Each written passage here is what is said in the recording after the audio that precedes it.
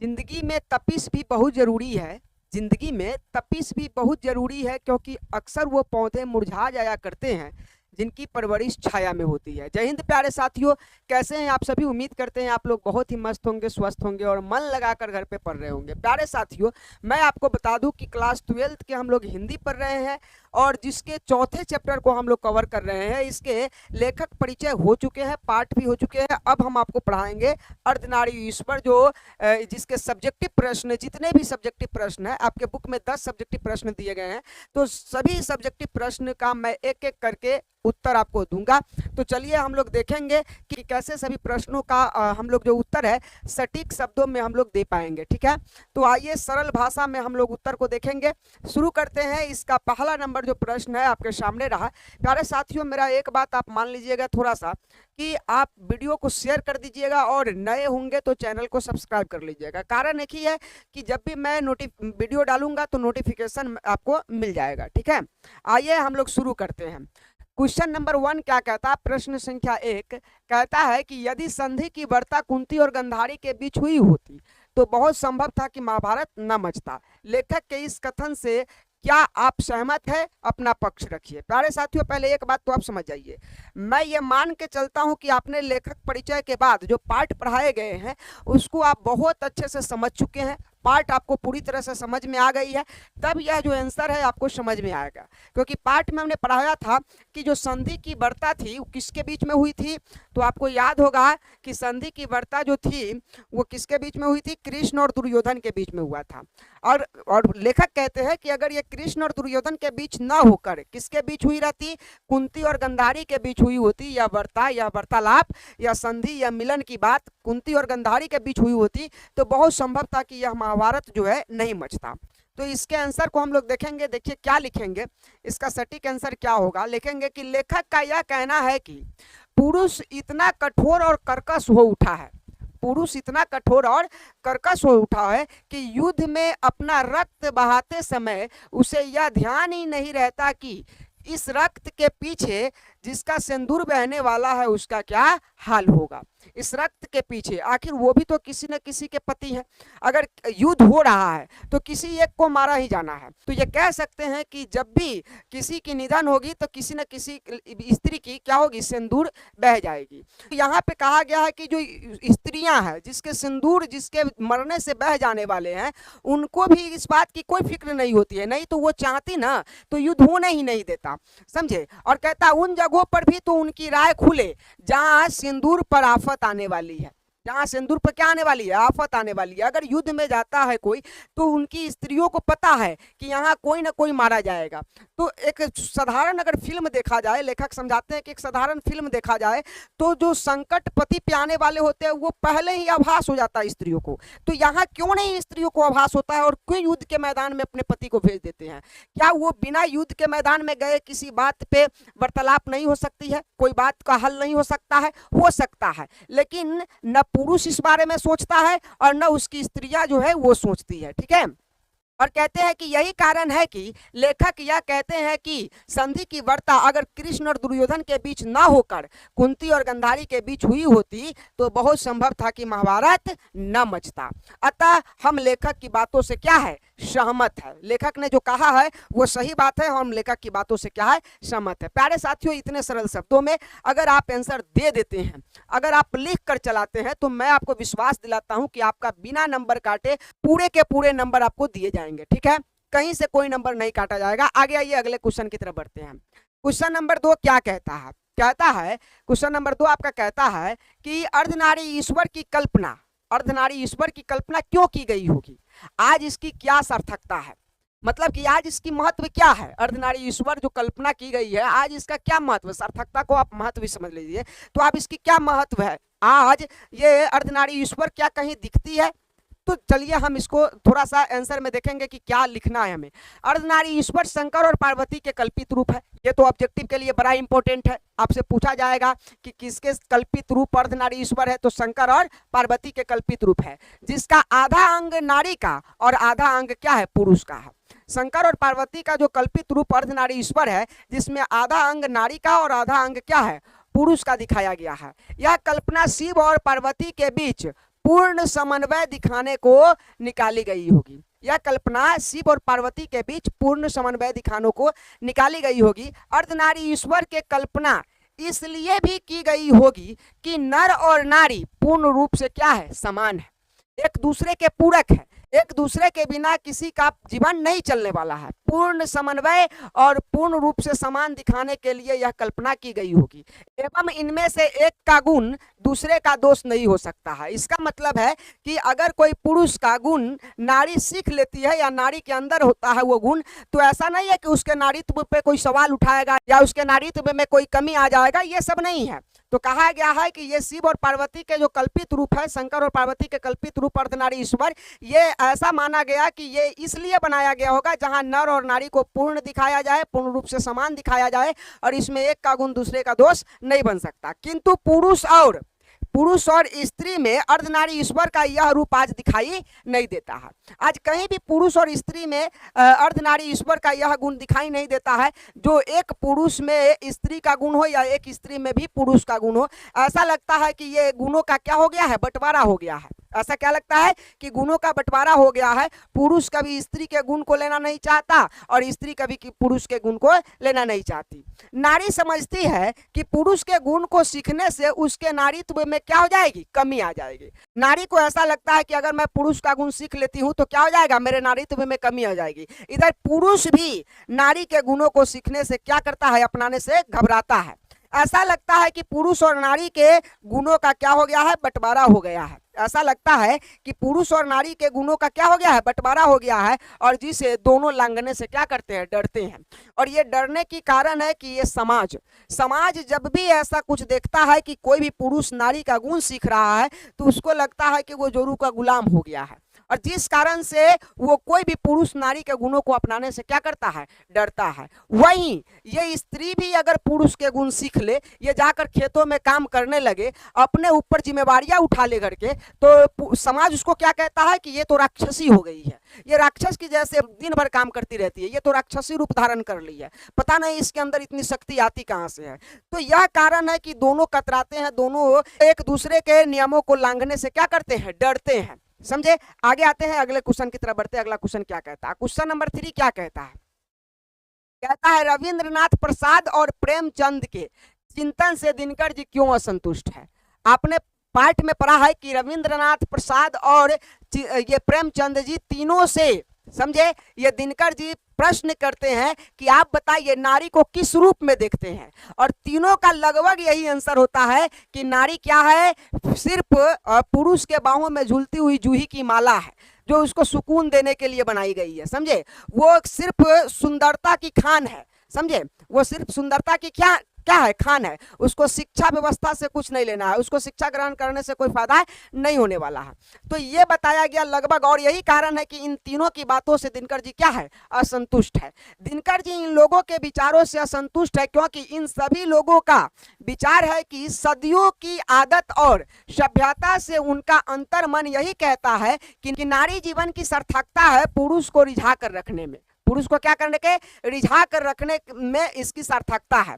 अतः यही कारण है कि दिनकर जी इन तीनों लोगों के विचारों से क्या है, असंतुष्ट है। ठीक है, इतना लिख दीजिएगा, बहुत सुंदर आंसर है, इससे ज्यादा लिखने की आवश्यकता नहीं है। आइए क्वेश्चन नंबर 4 को देखते हैं। ये प्रवृत्ति मार्ग और निवृत्ति मार्ग क्या है। प्रवृत्ति मार्ग, निवृत्ति मार्ग क्या है। आप देखे होंगे कि कोई मतलब कि क्या है, शादीशुदा व्यक्ति है और वो ऐसा लगता है कि कुछ समय बीतने के बाद, उम्र बढ़ने के बाद वो क्या करता है, अपने आप को मतलब कि घर परिवार छोड़कर और वो क्या करते हैं, सन्यासी बन जाते हैं। बस समझ रहे हैं ना, घर परिवार से मोह माया उनका छूट जाता है।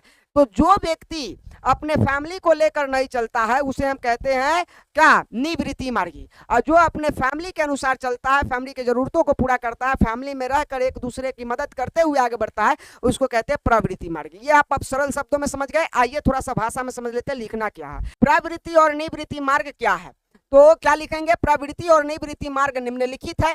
ये प्रवृत्ति मार्ग क्या है, याद रखिएगा, गृहस्थ जीवन को स्वीकार करना और उसके मार्ग पर चलना ही क्या है, प्रवृत्ति मार्ग है। गृहस्थ जीवन को स्वीकार करना और उसके मार्ग पे चलना क्या कहलाता है? प्रवृत्ति मार्ग कहलाता है। और जो गृहस्थ जीवन को अस्वीकार करने वाले जो मार्ग है उसे हम कहते हैं निवृत्ति मार्ग। ठीक है, याद रहेगा, गृहस्थ जीवन को अस्वीकार करने वाले मार्ग क्या कहलाते हैं? निवृत्ति मार्ग। और गृहस्थ जीवन को स्वीकार करना, उनके मार्ग पे चलने वाले को क्या कहते हैं? प्रवृत्ति मार्गी कहते हैं, और वह प्रवृत्ति मार्ग कहलाता है।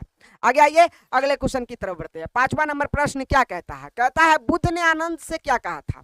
चैप्टर आप पढ़े हैं, आपको पता होगा कि बुद्ध ने आनंद से कुछ कहा था, पर क्या कहा था? देखिए, बुद्ध ने आयुष्मान आनंद से इस पश्चाताप के साथ कहा है कि आनंद, मैंने जो धर्म चलाया था वह 5 सहस्त्र वर्ष तक चलने वाला था। कितने वर्ष? 5 सहस्त्र वर्ष तक चलने वाला था। आपसे पूछा जाएगा ऑब्जेक्टिव में कि जो बुद्ध ने धर्म चलाया था वो कितने वर्ष तक चलने वाला था? 5 सहस्त्र वर्ष तक चलने वाला था, किंतु अब वह केवल 500 वर्ष ही चलेगा।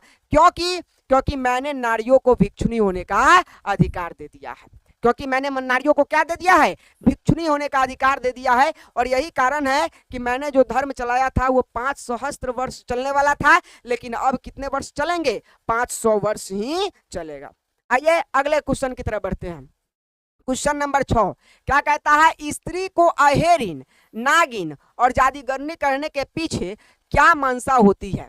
क्या ऐसा कहना उचित है? आज पुरुष जो है स्त्रियों को किन किन नामों से पुकारती है? अहेरिन, जादूगरनी और क्या? नागिन। ये 3 नामों से उन्हें संबोधित करता है। तो ये कहते हैं लेखक कि स्त्रियों को जो ये नामों से संबोधित किया जाता है, क्या ये उचित है? क्या ऐसा करना उचित है? आइए हम देखते हैं। और ऐसा कहता क्यों है? ये पुरुष जो है इस नामों से क्यों उसे संबोधित करता है, ये समझिए। क्योंकि वो पुरुष जानता है कि स्त्रियों के अंदर भी वो शक्ति छुपी हुई है जो हमारे अंदर है, और यही कारण है कि पुरुष चाहता है कि इस शक्ति का आभास स्त्रियों को कभी ना हो। आइए समझते हैं। स्त्रियों को अहेरिन, नागिन और जादूगरनी कहने के पीछे सबसे बड़ी मंशा यह है कि पुरुष ऐसा कहकर अपनी दुर्बलता को बचाते हैं। पुरुष भी कमजोर है, पुरुष की भी कोई कमी है, और जिसे वो दिखाना नहीं चाहते हैं, किसको? स्त्रियों को प्रस्तुत करना नहीं चाहते हैं, और इसी को बचाने के लिए स्त्रियों को क्या कह देते हैं? अहेरिन, नागिन और जादूगरनी कह देते हैं, कि इसी सोच में पड़ के रह जाए, वो समझे, उलझ के रह जाए, वो आगे निकले ही नहीं, वो पूरी दुनिया के बारे में सोचे ही नहीं। असल में देखा जाए तो विकार का मतलब दोष, कमी अगर नारी में है तो वो कमी नर में भी है। अगर विकार नारी में भी है तो नर में भी है। नर में तो नाग और जादूगर के गुण नारी से भी अधिक है।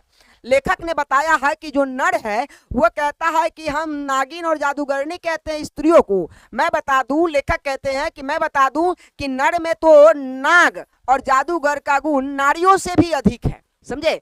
तो इसलिए इस आंसर को आप लिखेंगे, बहुत सटीक आंसर है, कोई दिक्कत नहीं होगा, आप आराम से इसे लिखेंगे। छोटे छोटे आंसर है और आसानी से आप लिख लेंगे। आइए, नारी की पराधीनता कब से प्रारंभ हो गई? प्यारे साथियों, ये तो आप सभी जानते हैं। नारी की पराधीनता कब से मतलब कि जो प्रारंभ हो गई, ये तो आप सभी जानते हैं, हमने पढ़ाया है, बड़े अच्छे से समझाया है कि जब कृषि का क्या हुआ? आविष्कार हुआ, कृषि हमें मिला, तब भी नारी की पराधीनता शुरू हो गई। कहा जाता है कि कृषि ने पहली ही सीढ़ी पर एक बड़ा सा हमसे क्या ले लिया?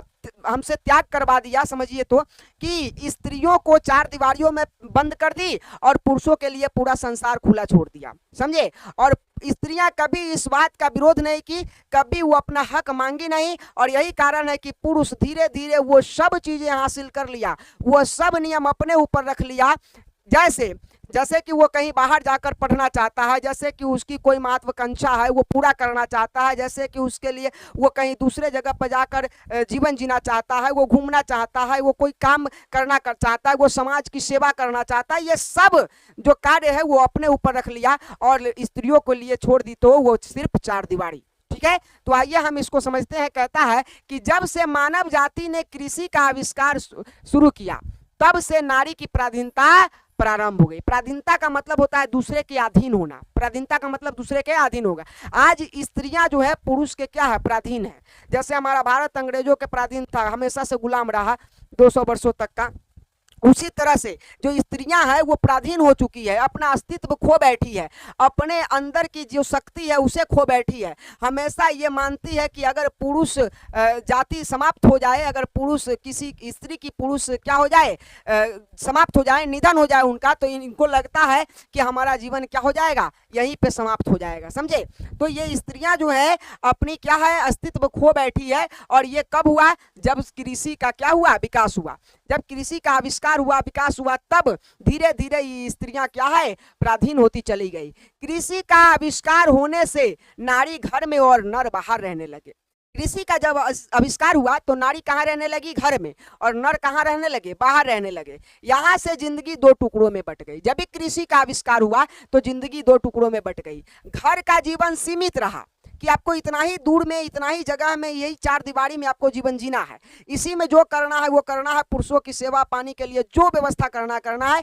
और बाहर का जीवन क्या हो गया, असीमित रह गया। असीमित का मतलब जितना वो दूरी तय कर सके वो कर सकता था। और घर का जीवन क्या हो गया, सीमित हो गया। घर के जीवन को, जो सीमित जीवन है उसको छोटा जीवन कहा गया, और जो असीमित जीवन है वो क्या है, बड़ा जीवन है। तो जो छोटी जिंदगी है वो बड़ी जिंदगी के क्या हो गई, अधिकाधिक अधीन हो गई। समझे? और ये धीरे धीरे उसके अधीन में चली गई। और इसी पराधीनता के कारण नारी अपने अस्तित्व की अधिकारिणी नहीं रही है। उसके अपने ऊपर कोई मन, कोई बस नहीं चलता है। जो भी फैसला, जो भी कार्य करने हैं वो पुरुष के ऊपर ही निर्भर रहती है। और इसके सुख और दुख, प्रतिष्ठा और अप्रतिष्ठा, यहाँ तक कि जीवन और मरण भी पुरुष के मर्जी पर टिकने लगे हैं। यहाँ तक कि आपके पास सुख है या दुख है, प्रतिष्ठा आपकी है या प्रतिष्ठा है, यहाँ तक कि जीवन और मरण भी किस पे टिकने लगे हैं, पुरुष के मर्जी पे टिकने लगे हैं। ये स्त्रियां एकदम से पुरुष के मर्जी से ही चलती है और यही समाज भी चाहता है। तो ये बताया गया है कि जब कृषि का आविष्कार हुआ तब से ही यह जिंदगी दो टुकड़ों में बटी है, पहले ऐसी जिंदगी नहीं थी। ठीक है, आगे बढ़िए, आगे बढ़ते हैं हम लोग अगले क्वेश्चन की तरफ। 8वां नंबर जो प्रश्न है वो दो प्रश्न को लेकर आता है। हमें कहता है प्रसंग स्पष्ट करना है। प्रत्येक पत्नी, 8वां नंबर प्रश्न का जो पहला क नंबर प्रश्न है वो क्या कहता है, प्रत्येक पत्नी अपने पति को बहुत कुछ इसी दृष्टि से देखती है जिस दृष्टि से लता अपने वृक्ष को देखती है। समझे? एक आप पेड़ देखे हुए हैं जिसमें एक वृक्ष पर एक लता क्या करता है, एक ऐसा पौधा जो क्या करता है, उसके शरीर पर जाता है और ऐसे ऐसे ऐसे ऐसे ऐसे ऐसे बंद कर और उस पे जीवन जीने लगता है, उसी से अपना भोजन शोषण करता है और उसी पे जीवन यापन करता है। और वो तब वो पौधा समझता है कि जिस दिन जिस वृक्ष पे हम पड़े हुए हैं या वृक्ष सूख जाएगा या वृक्ष नष्ट हो जाएगा तो हमारी भी अस्तित्व क्या हो जाएगी, खत्म हो जाएगी। ठीक इसी तरह से स्त्रियां आज सोचती है अपने आप को। लता और वृक्ष, मतलब कि वृक्ष कौन है, पुरुष है, और लता कौन है, स्त्रियां हैं। यानी स्त्रियां जो है आधारित है, स्त्रियां जो है पुरुष पे आधारित है कि हम, ये पुरुष के बिना मेरी जिंदगी कुछ नहीं है। समझे? तो यही कहता है कि जो पत्नियां है वो पुरुष को बहुत कुछ इसी दृष्टि से देखती है जिस दृष्टि से वो लता अपने वृक्ष को देखती है। प्रस्तुत पंक्ति रामधारी सिंह दिनकर जब ऐसे प्रसंग स्पष्ट करने के लिए कहे तो आपको याद रखना है कि सबसे पहले यह बताना होता है कि यह पंक्ति जो है कहाँ से ली गई है, इसके लेखक कौन है और ये जो पाठ है ये क्या था। तो आपको याद रखना है कि प्रस्तुत पंक्ति, जो पंक्ति दिया गया है वो रामधारी सिंह दिनकर द्वारा रचित एक निबंध अर्धनारीश्वर से ली गई है। यह जो पंक्ति है रामधारी सिंह दिनकर द्वारा रचित एक निबंध अर्धनारीश्वर से ली गई है। इस पंक्ति के माध्यम से लेखक ने नारी जाति की पराधीनता की बात बताई है। नारी जाति की पराधीनता की, कैसे यह पुरुष के अधीन हो गया, इसकी पराधीनता की बात बताई है। लेखक का कहना है कि कृषि का विकास सभ्यता का पहला सोपान यानी सीढ़ी था। जब कृषि हमें मिला तो समझिए कि पूरी सभ्यता का जो विकास हुआ इसकी पहली सीढ़ी थी, जब हम लोग विकसित होकर आगे बढ़ रहे थे। किंतु उस पहली सीढ़ी पर ही सभ्यता ने मनुष्य से क्या किया, भारी कीमत वसूल कर ली। यानी जो सभ्यता है उस पहली सीढ़ी, जब हमें कृषि का आविष्कार हुआ था, जब हमने कृषि को पाया था, हमें लगा था कि अब जीवन बहुत अच्छे से चलने वाला है, लेकिन वहीं पर जीवन को दो टुकड़ों में बांटने का काम कर दिया गया। ठीक है, आज प्रत्येक पुरुष अपनी पत्नी को फूलों का आनंदमय भार समझता है। प्रत्येक पुरुष जो अपने पत्नी को क्या समझता है, फूलों का आनंदमय भार समझता है। इतना तक बताया गया है कि ये फूलों का आनंदमय भार अगर निकाल कर उतार दिया जाए तो फिर पुरुष पे कोई असर नहीं पड़ेगा और स्त्रियां ऐसा लगेगा कि जैसे उसकी जिंदगी क्या हो गई है, समाप्त हो गई है। समझे। प्रत्येक पुरुष जो है अपने पत्नी को सिर्फ इतना ही समझता है कि फूलों का आनंदमय भार समझता है, और प्रत्येक पत्नी अपने पति को बहुत कुछ उसी दृष्टि से देखती है जैसे लता अपने वृक्ष को देखती है। मतलब कि वो जो पेड़ की हम कहानी बताए हैं ना, उस तरह से पत्नियां अपने पति को देखती है कि अगर ये वृक्ष ही नहीं रहेगा तो मेरा जीवन कहाँ जाएगा, क्योंकि मेरा भोजन पानी तो सब इसी से चल रहा है। ठीक है, आगे बढ़िए, अगले क्वेश्चन की तरफ बढ़ते हैं। क्वेश्चन नंबर 8 का ख क्या कहता है? जिस पुरुष में नारीत्व नहीं अपूर्ण है। कैसे, बताइए। जिस पुरुष में नारीत्व नहीं है, मतलब कि वह पुरुष जिसमें नारी का गुण नहीं है वो अभी क्या है? अपूर्ण है। पूर्ण तब भी होता है कोई भी पुरुष जब उसमें नारी का भी गुण आता है। यहाँ तक कि महात्मा गांधी में भी नारी का गुण आया था, नारी के गुण को अपनाए थे महात्मा गांधी, और इसकी जानकारी उनकी पोती ने अपने पुस्तक में लिखकर बताई थी। ठीक है, तो आप आइए देखते हैं कि क्या इसका आंसर लिखना है। प्रस्तुत पंक्ति रामधारी सिंह दिनकर द्वारा रचित एक निबंध अर्धनारी ईश्वर से ली गई है। इस पंक्ति के माध्यम से लेखक यह बताना चाहते हैं कि जिस पुरुष में नारीत्व नहीं है वह अपूर्ण है, क्योंकि उसमें नारी का भी कुछ गुण होना चाहिए। पुरुष में भी नारी का क्या होना चाहिए? कुछ गुण होना चाहिए।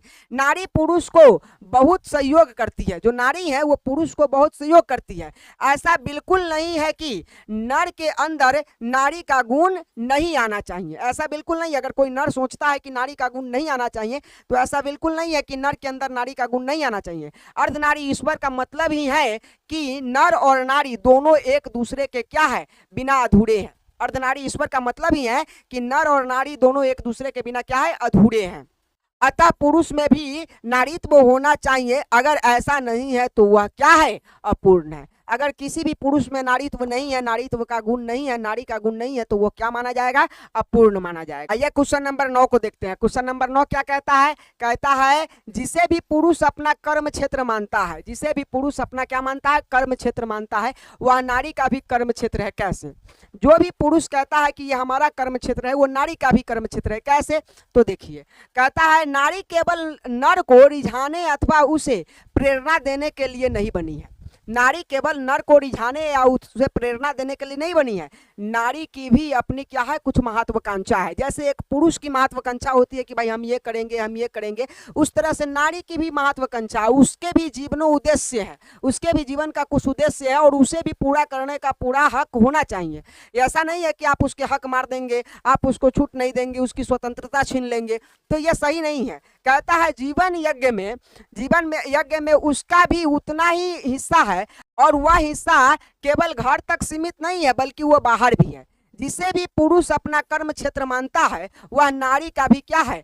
कर्म क्षेत्र है। नर और नारी दोनों के जीवनो उद्देश्य एक ही है। नर और नारी के दोनों के जीवन उद्देश्य क्या है? एक ही है। यह अन्याय है कि पुरुष तो अपने उद्देश्य की सिद्धि के लिए अपना जो उद्देश्य है, जैसे अपनी महत्वाकांक्षा है, अपनी चाहत है, उसको पूरा करने के लिए मनचाहे विस्तार का क्षेत्र अधिकृत कर लेता है। मतलब कि जो भी चाहिए, जहां भी जाना होगा वहां जाकर अपना मनचाहा जो कार्य है वो पूरा कर लेगा, और नारियों के लिए घर का एक कोना छोड़ देते हैं। ये बिल्कुल क्या है? अन्याय है स्त्रियों पे पुरुषों का, और यह बिल्कुल क्या है? उचित नहीं है। बताया है कि क्या यह उचित है? तो यह बिल्कुल उचित नहीं है। ऐसा करना बिल्कुल उचित नहीं है कि अपने महत्वाकांक्षाओं को पूरा करने के लिए पूरे संसार घूम जाए और स्त्रियों के लिए छोड़ दे तो घर का मात्र एक कोना। ठीक है, आगे बढ़ते हैं अगले क्वेश्चन की तरफ। क्वेश्चन नंबर 10 क्या कहता है? कहता है अर्धनारी ईश्वर निबंध में दिनकर जी के व्यक्त विचारों को सार के रूप में क्या करे? प्रस्तुत करे। इसका मतलब है कि दिनकर जी ने जितने भी व्यक्त विचार बताए हुए हैं, जितने भी विचार अपने व्यक्त किए हुए हैं, उन सभी विचारों को का अर्थ आप बताइए। समझ रहे हैं? उनका अर्थ बताइए कि वो ओरिजिनली में कहना क्या चाहते हैं। तो यहाँ पे हो जाएगा दिनकर जी के अनुसार अर्धनारी ईश्वर निबंध का सार यह है कि पुरुष और स्त्री के बीच समानता और पूरकता पर जोर देते हैं। कहता है कि ये लेखक कहते हैं कि ये अर्धनारी ईश्वर जो है दिनकर जी के अनुसार पुरुष और स्त्री के समानता और पूरकता पर, दोनों एक दूसरे के पूरक है, दोनों एक दूसरे के समान है, इस पर जोर देता है यह पाठ। दिनकर जी के अनुसार अर्धनारी ईश्वर रूप यह दर्शाता है कि समाज में पुरुषों और महिलाओं दोनों के समान गुण और समान भूमिका होनी चाहिए। पुरुष और महिलाओं के समान गुण और समान भूमिका होने चाहिए। कहाँ? समाज में। और कहते हैं जो आज कहीं देखने को नहीं मिलती, या पुरुष और महिलाओं को समान गुण और समान भूमिका समाज में देखने को आज नहीं मिलती है। आज समाज में एक असंतुलन पैदा हो गया है, दोनों के बीच असंतुलन पैदा हो गया है जो कभी भी बराबर नहीं दिखता है। उनका मानना है कि पुरुष और महिलाओं को अपनी क्षमता और प्रतिभाओं को विकसित करने के लिए समान अवसर मिलने चाहिए। लेखक का कहना है कि पुरुष और महिलाओं की जो क्षमता है और जो प्रतिभा है उनको विकसित करने के लिए उनको समान अवसर मिलना चाहिए। वो जो चाह रहे हैं उन्हें पूरा करने के लिए पहले उन्हें अवसर देना चाहिए और उन्हें समाज के विकास में समान रूप से योगदान करना चाहिए। और जब वो दोनों अपने क्षमता और अपने प्रतिभाओं को विकसित कर ले तो उन दोनों को समाज के मतलब कि विकास में उन्हें क्या करना चाहिए? साथ योगदान देना चाहिए, एक समान योगदान देना चाहिए। प्यारे साथियों, मैं उम्मीद करता हूँ कि ये जितने भी प्रश्न थे वो करवा दिए गए हैं और आपको इस प्रश्न को बनाने में कोई दिक्कत नहीं होगा, बड़े आसानी से आप एग्जाम में बना कर आएंगे। और प्यारे साथियों, अगर इसमें से कोई भी प्रश्न पूछा जाता है, अगर आप लिख देते हैं तो बेहतर ही रिजल्ट आएगा। रिजल्ट के लिए आप टेंशन नहीं लीजिए। मिलते हैं प्यारे साथियों इसके ऑब्जेक्टिव के साथ। तब तक के लिए आप सभी का बहुत बहुत शुक्रिया कि आपने वीडियो को वॉच किया है इतने देर रहकर। और साथ में मैं आपको बताता हूँ कि वीडियो को शेयर जरूर कीजिएगा, ठीक है? मिलते हैं अगले वीडियो में। Thank you so much.